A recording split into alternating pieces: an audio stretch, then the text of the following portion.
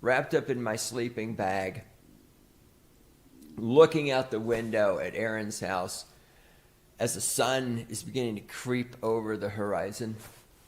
And the trees are silhouetted black against the emerging blue sky with the fading stars up in the sky.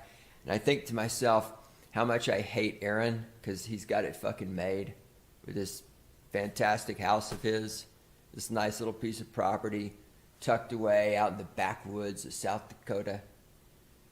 God, I fucking hate him. I hope he dies. I hope he dies of syphilis. You piece of shit. On par with Humphrey Bogart, Gary Cooper, who else? Clint Eastwood. All right, there's actors, say Bale, what's his name? Bale, Brolin, Philip Seymour Hoffman, who I think was one of the best actors ever. He died, I think, of a drug overdose. Those are actors, and there's nothing wrong with them. Absolutely not. They can become equivalent to stars. But then there are guys who are just being themselves, or maybe perhaps they're being an act, but they can. Cary Grant. Oh, my goodness. Do I have to play the same guy again? Well, this time it's a World War II movie. My goodness. Tony Curtis, let's go get those nurses on that pink submarine. Or he's in New York City. Oh, my goodness. Are we here? Judy, you silly girl. Let's go fall in love anyway, darling. It's the same guy, right? Humphrey Bogart, Bruce Willis, same guy. And Statham had that potential. He had that potential, except you Hollywood fuckwits couldn't just throw him one across the plate, could you? Because now they're mentioning Statham is like, it's Lucy in the football, but it ain't Jason pulling the football. It's like, I might kick this football. Oh my God, a Jason Statham movie? Tell me more. All right, everybody likes Jason Statham. No one. It's like Donkey in Shrek. You ever heard somebody say they don't like parfait? Everybody likes parfait. It's like Jason Statham. Everybody likes parfait. Can you Hollywood people just give the guy a movie that doesn't fucking totally suck? There's only 2 movies the guy's been in that didn't have just gaping. Look, I don't care if you get $20 million for a budget, which is small, right? Somewhere there should be the consistency guy, the plot hole guy, the feasibility, the realistic guy who says, what's the plot? Okay, let's just diagram this out. We get one of them long sheets of paper, right? And we just like a Gantt chart. We okay, this is the subplot here, and this is person's arc, and here's the plot going. Here's the main plot. This is the critical path for those of you who wasted all that time getting a business degree. Is this consistent? Does this have 100% integrity? Are there no plot holes? And there's the guy has to have at least two score of movies under his belt. Because when was The Transporter? Late 90s? The only ones that come to mind that weren't unwatchable, plot hole ridden, shot up like a B-15 or B-19, what is it, B-29 bomber? Although those things, what am I thinking of? B-17? The Transporter and Operation Fortune, which was a charming, wonderful movie, an outstanding movie. Great actors. He was almost incidental to that movie. But Operation Fortune was great. I love that one. Very charming. But the rest of them, even the Expendables, what were there? 3 of them? And again, not Jason Statham's fault, but I'm sorry, Sly. What are you doing running up a building that's collapsing? You're running up the roof on a building. You lost everyone. And this is a problem with all Hollywood movies. You guys are so fucking lazy with your writing and so lazy to go through and do the details and make sure that the movies are consistent and thorough and have 100% integrity. I know there's not like Lord of the Rings, right? You guys want me to ruin Lord of the Rings for you?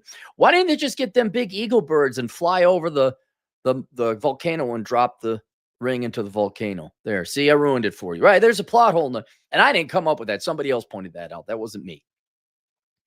Indiana Jones. Well, if Indiana Jones had just stayed at home and done nothing, the problem would have resolved itself. Like, yeah.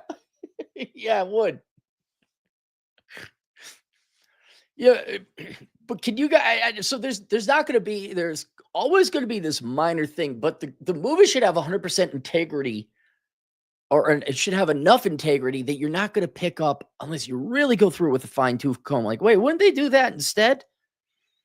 But they're so glaring. And even the brain, you're like, why doesn't this make sense? The beekeeper. Oh my God. No. Let me tell you another thing. So I know it's kind of like women. You're all starved for a good looking, attractive woman. And so any piece you guys get in America now is like, oh my God, she was totally hot. Like, no, she was quite average. She was very average. She's a little overweight too. Are we factoring her personality, or are you just talking about like physical? Oh, because we're factoring her personality. She's like a 3. So if you get something that isn't pure cancer-ridden herpes diarrhea of a movie, you think it's great. No, The Beekeeper was not a good movie. It was a bad movie. I have to sit here and believe that the presidential protection team, the Secret Service, is going to let all this shit happen. He can just walk in. What was it? The White House? Guy just infiltrates the White House just like that. No, come on, man. Come on. And this new one out, A Working Man. I had the initial Jason Statham working. Oh, wait. And then I looked up who's the director. It's the same director as The Beekeeper, which again, I'm going to say it again for all you who are just been starved for an okay movie. It's not that good. The Beekeeper was not that good. It's the same director. Why can't I see the director? David Ayer. Yeah, here. Rotten Tomatoes 49, Metacritic 55. It's a $40 million budget. I guess Sly Stallone's involved. Sly, didn't you write and direct Rocky? What the fuck, man? What the fuck? No, I'm not. Guys, star power will only go so far. Right? You get these actors and actresses will get butts in seats. Not if the movies are always constant shit. And I'm sure David Ayer, is there something missing? It's schlock, right? It's just not that good. I got to believe something impossible.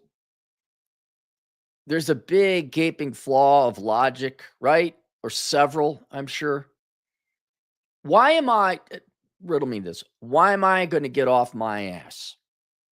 Forfeit 2 hours of what I could be doing otherwise, whether that's working and making money, working on the house, going for a hike, watching The Good, the Bad, and the Ugly, right? Why am I going to watch something that you cannot get me to suspend reality? I cannot, what is it? The suspension of disbelief.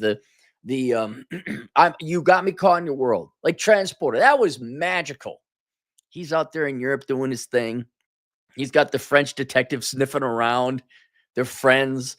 And he's like, he knows, and he knows, but he's got to go save the girl anyway. You got to pee.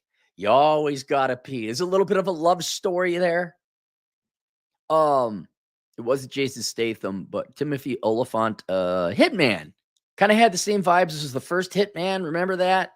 There's a girl involved with Russia. Like, okay.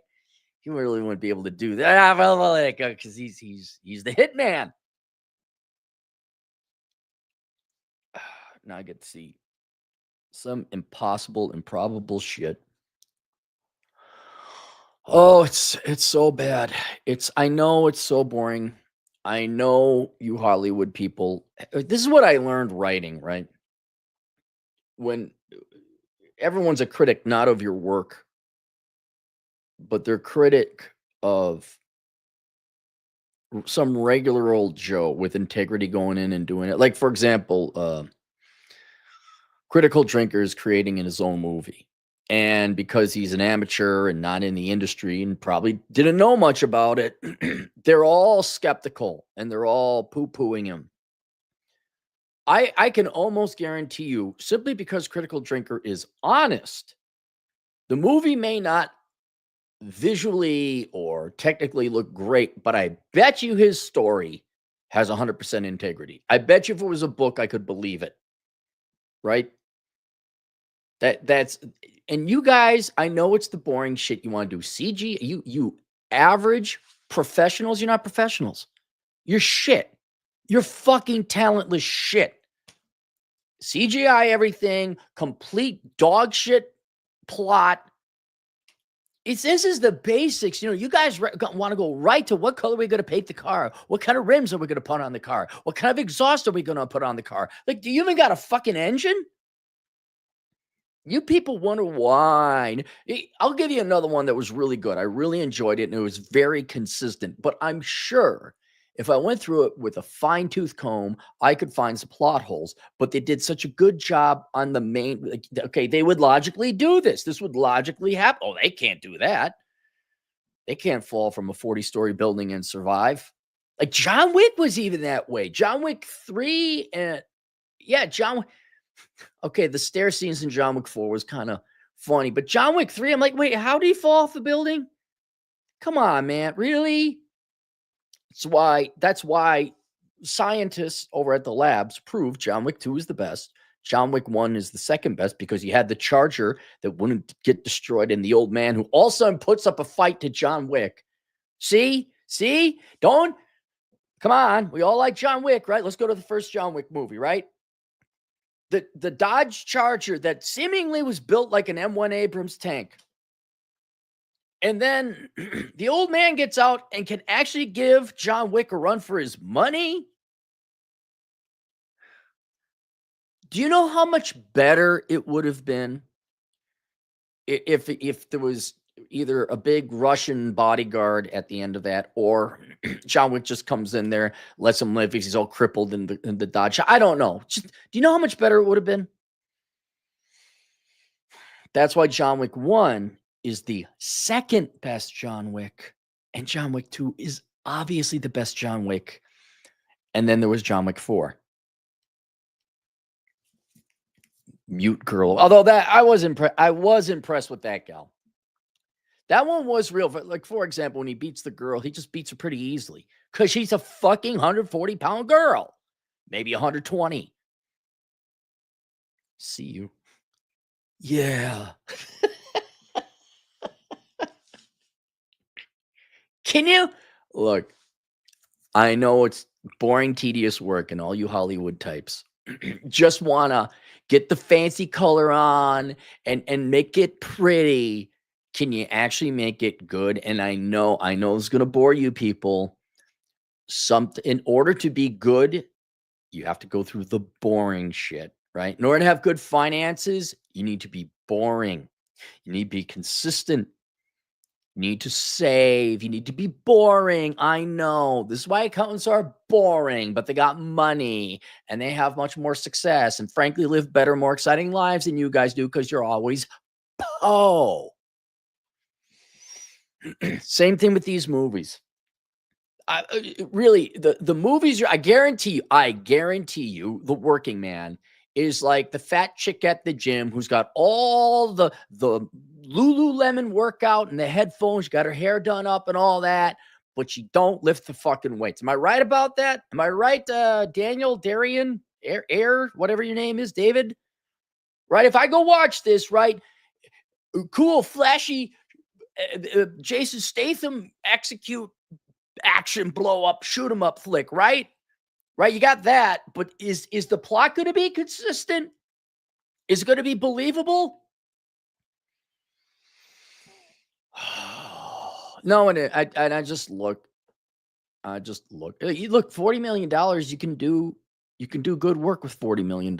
I bet you didn't. I bet you skipped over the boring stuff. Right? Was there a time like we had to bang this out real quickly? Gabby, you haven't even seen the movie. I'm not going to see it with a 5 out of 10 stars. I'm not going to see it with a 45, 50% rating. I'm not. I'm just not. And it pisses me off, man, because Jason Statham is so cool. At least on the screen, he seems cool. I don't know, maybe in person he's a dickhead. I'm going to doubt it. The transport, he just has to be himself. If James Bond really wanted something, I'm not saying he should be James Bond, not at all, but he should have like a role. Like they had Ralph Fiennes be the latest M. Like if Jason Statham just had a scene, maybe he was another 00, like one who didn't follow the rules. Just have Jason Statham be himself in a James Bond thing, not a main character, just a little cameo appearance, maybe in the intro, right? You guys got this tremendous ad.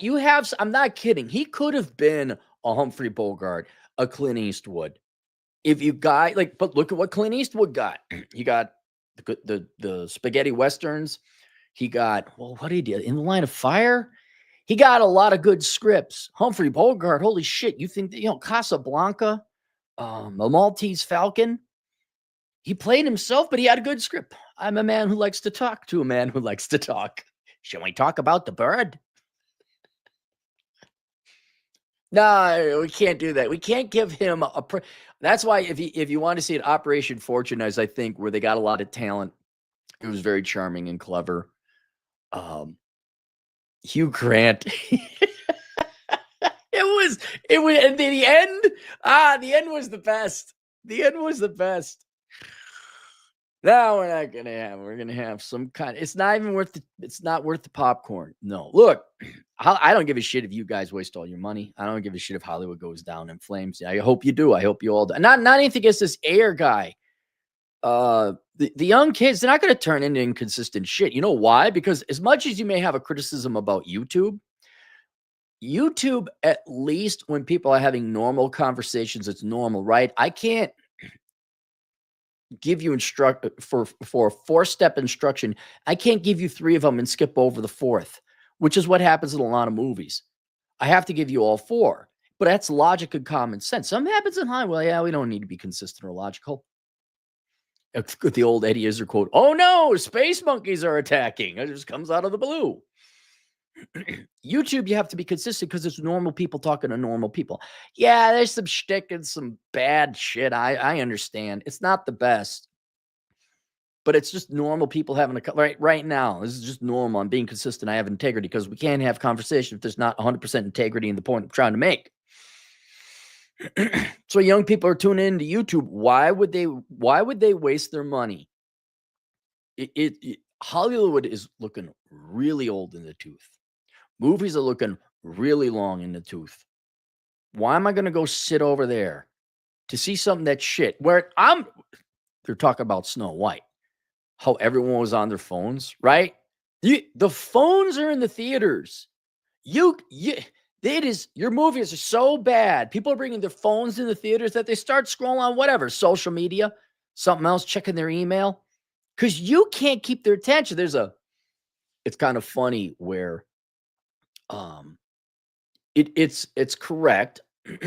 I'm not disagreeing with it, but women should not bring their phones on a date. I mean, bring your phone on a date, but you should not have your phone out looking at social media or texting while you're on a date with a man. Men, the same thing, but it's more predominantly women. But at the same time, I'm like, well, if you're not more interested in what's on that phone, then maybe you shouldn't be on that date. Maybe you're not good enough. Or maybe she's just not into you. And you could say, well, that's rude. You got to give her time and get to know one another. You're right. But, but I'm on my phone. Girlfriend, you going to be on your phone all the time? I'm like, yes, because I'm doing work. I don't know, put on something, say, make it so unless that you're more interesting than what's on this phone, right?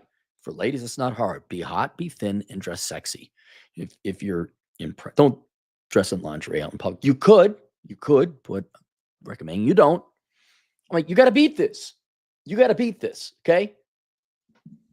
And one might say young women's priorities and values are warped, and so they shouldn't be looking at. But okay, that aside, if a woman is breaking out her phone on a date, it's a fact that she finds whatever's on her phone more interesting than you, right?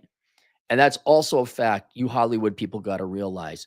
The shit you're throwing up on the screen is not as interesting as me checking my fucking email. Or obviously other people, younger people checking their social media or whatever. Did Bobby text me back? Oh my God, I don't know.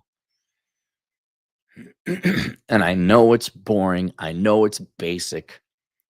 I know we're going back to brass tacks and basic punches. But you guys, you got to have a good engine. You got to have a good transmission. You need tired, boring shit. It needs to all be there. And then after you do the real hard work and have the infrastructure laid down, then the fun stuff starts. Then you get to be creative. No, ladies, you don't get to buy the fancy clothes and put it on your fat ass and then think you're beautiful. No, you need to be in physical shape. Then you go buy the clothes and put it on and accentuate your beauty that already exists, which is not on the inside. Super hypersonic ray. I don't care, Hollywood. You want to put on a tight-fitted dress with your Wolverine nails and the weaves and the makeup on a fat chick? Go ahead. Keep doing it. Oh my God, no one asked her on a date. No one married her up. No one committed. Oh my God, no one saw her movies. Right. I don't know. Get a fucking good movie first, then start adding on the color. Then start adding on like the talent. Okay, we got this great story and we got it very consistent and we got it all organized. You know who'd be great for this role? Jason Statham. And then everyone comes in and has a good time. And then what's the budget? What's the money? Working man box office. I think Jason's just happy he gets his money. I'm not saying that he's destitute or poor. I mean, well, how much money? Sure, yeah, let's do it. Guy was an Olympic diver, if you didn't know. I don't know what his background is, but I bet he's, I'd imagine, maybe I like to think he's like, yeah, we better save this money. Yeah, I better save. He's not like Nicolas Cage. Like, I'm going to buy everything I want. Oh, wait, where'd the money go? Box office. This is 2 days ago. Opening. 15 million? Worldwide. 32 million. God, is it everyone on the social media, because I turned into the nerd podcast like Smash JT and what's the other one? I really like him. Geeky Sparkles. Why can't I remember her and her husband's channel? This is Geeky Sparkles. Clownfish. And they track it like, Working Man beat out Snow White in the second week. I'm like, yeah, it's still not making money. Working Man still ain't making money. Like, why do you go? It's my old question. If you watch the show or the YouTube channel, Plainly Difficult, he goes over man-made disasters. And, damn it, if there isn't 4 episodes where we built a dam, but the rebar supplier shaved them down from 10 millimeter diameter to 8 millimeter diameter and saved a couple bucks. And then it failed and a bunch of people died. Like, what, you spent 99% of the money on this dam, but you chinced on the 1% and you can't chintz on 1% and the whole thing fails. So why'd you spend all that money? You wasted it. Same thing with this 40 million bucks. Look, why don't you spend the extra million to have someone come through beforehand and audit the integrity of your story? You want me to do it? You want me to do it? I could do it.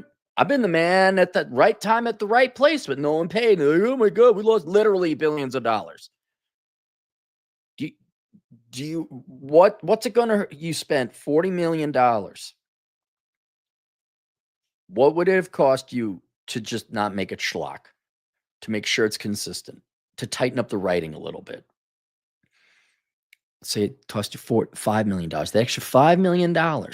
And here's the real thing, the tedious work that's involved there, that's what you don't want to do. You don't want to do the tedious work. You don't want to do the boring work. But that tedious work and the extra, I'm going to call it $1 million because it wouldn't take that much.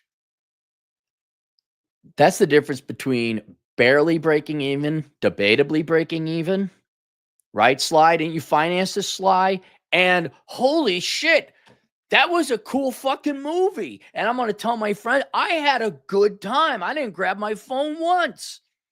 Hey, guys, I want to see it again. And now you're looking at $200 million. I got the switch right here. Everyone used to, you think you know everything? I'm like, yeah, actually I do. I really fucking do, because you guys are so fucking stupid and so fucking dumb. You don't know what you're doing. That common sense, logical shit that I thought as a kid, like, wait a minute, doesn't this, oh, shut up, you don't know anything. Listen to your elders. Oh, you're not in this field. You don't know, you don't have an MBA. I'm the boss. You're not the boss here. Yeah, but isn't the bank going to go bankrupt? And you are a bad team player. You don't know what you're doing. 3 years later, where'd all my former bosses go? Oh, the feds came in and fired them all? Oh, so I was right with my common sense thinking. That's the real tragedy, though. I mean, I really enjoyed Bruce Willis movies. I really enjoyed Humphrey Bogart and Clint Eastwood, like we all did. And Statham's career could have had that. We could have had, oh man, Statham flick. He had like a series. Oh, Transporter went to shit. Oh my God. Fuck, man. Just there should be a consistency. Like you corporals all like having officers like chief people officer, chief experience officer, chief cultural officer. How about chief consistency and integrity officer? How about chief makes fucking sense officer? I know it's not fun or flowery. So there, it looks like it's just not highly ranked. It just, oh, no. All right, let's go to the super chats. Albino, 20 generous dollars. Why isn't he James F. Bond? He's too rough. He's too rough to be James Bond. He's not polished. Henry Cavill, the guy, I forget the actor's name. It's Aaron something. I think he has the same name as me. But the guy in Bullet Train, he was one of the two brothers. Although James Bond shouldn't have, he needs to be a brunette. I guess they can dye their hair. So I didn't like, what's his name? Daniel Craig. Blonde hair, blue eyes. No. Isn't he dark and handsome? Like he's got brown eyes, brown hair. What's his name? Sean Connery. Timothy Dalton. He's not James Bond. But he's British and everyone knows him and everyone would tell me you wouldn't love to see him as like a henchman or, just a cocky 00 who he breaks the rules, but he gets the job done. Kind of like you could even have it. This is how my grandpas were. So one grandpa served in the Pacific Theater. The other grandpa served in the European Theater. Completely different personalities. One guy almost got killed in Iwo Jima, and he didn't give a shit. When he came back to the United States, he's like, I am eating good food for the rest of my life. I don't care.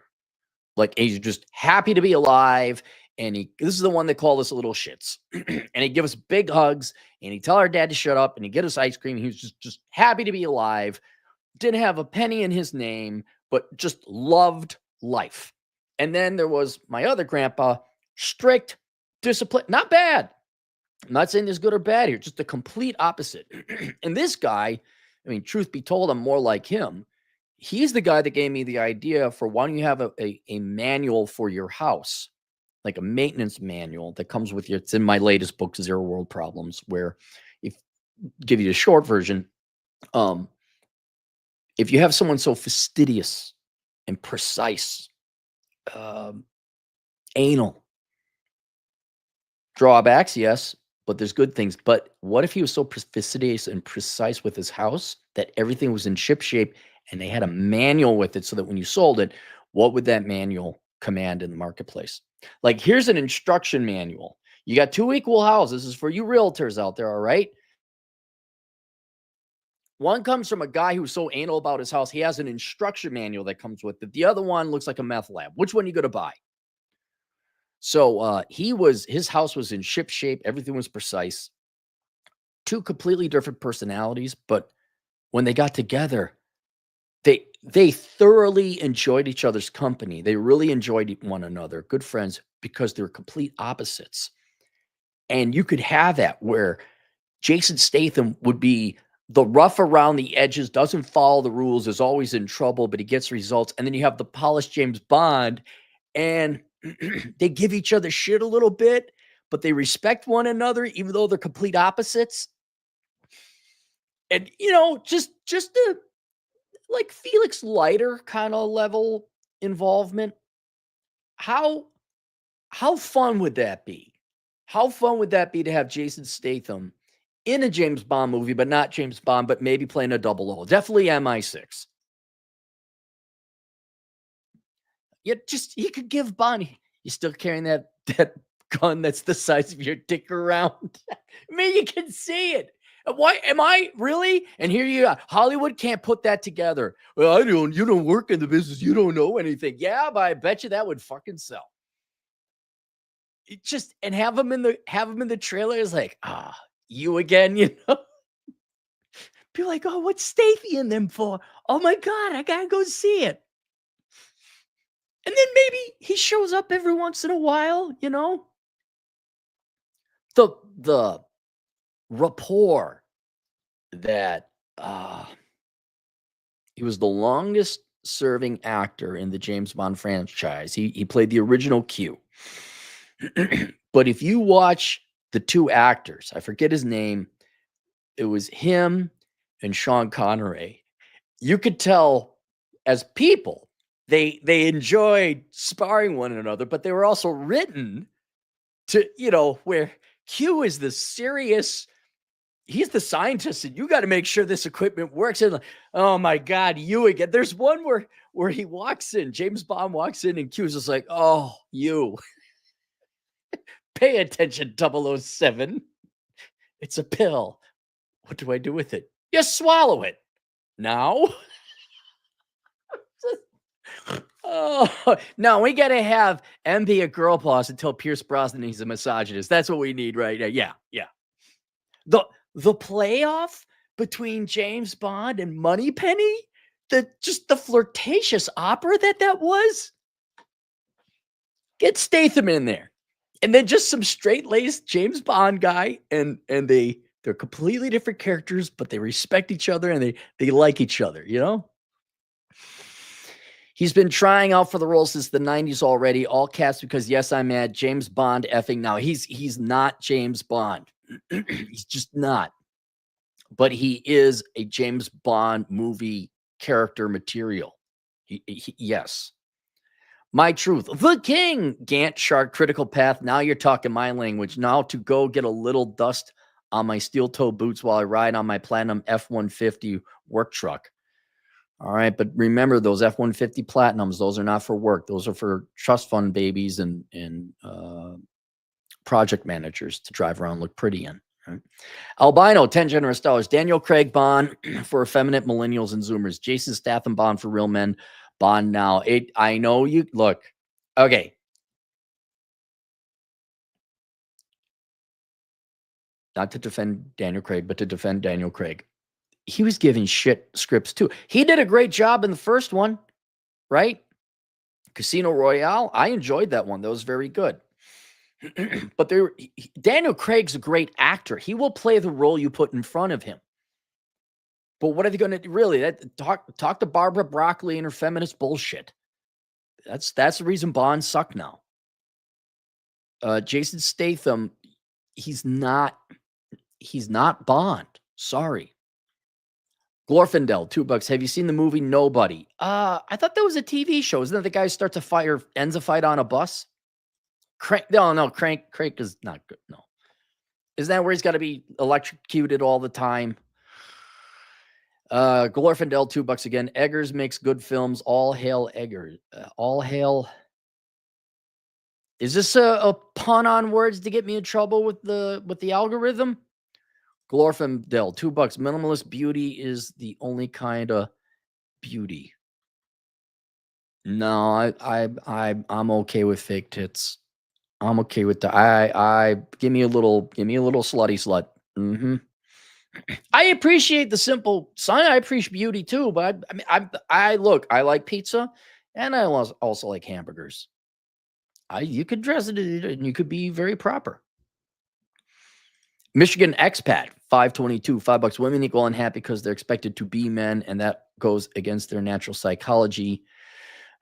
Cognitive dissonance is painful. Yes, it's like having an F-22 fighter plane serve as cargo transport, or have a cargo train, AC-130 act as a fighter plane.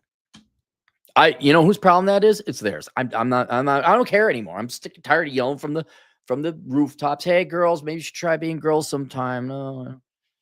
No, I'm like, go. And it's their life. I don't care what they do with it if they want to go.